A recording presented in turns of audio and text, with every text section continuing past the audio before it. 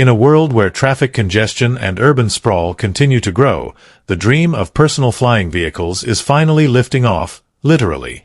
From futuristic flying taxis to personal airbikes, aerospace innovation is redefining how we think about daily transportation. Leading this revolution is the Volonaut airbike, an ultralight electric flying vehicle that's turning heads around the globe. Developed by a cutting-edge startup focused on sustainable aerial mobility, the Volonaut airbike blends the agility of a drone with the design of a sport bike.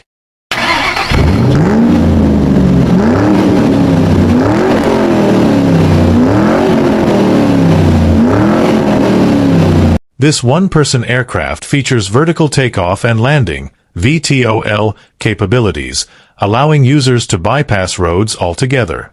With a carbon fiber frame, 8 powerful rotors, and intuitive joystick controls, the airbike promises an experience that's as thrilling as it is practical.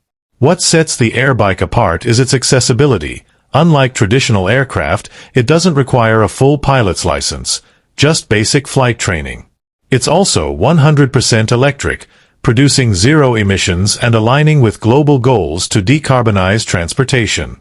Since its unveiling, the airbike has gained massive attention from tech enthusiasts, urban planners, and investors. Early test flights showcased smooth handling and safe landings, bolstering confidence in its potential as a short-range urban commuter vehicle. With a flight time of up to 30 minutes and a top speed of 100 kilometers per hour, it's ideal for hopping between cities, islands, or rural areas with limited infrastructure. While regulations for personal aerial vehicles are still evolving, companies like Volonaut are working closely with aviation authorities to ensure safety and compliance.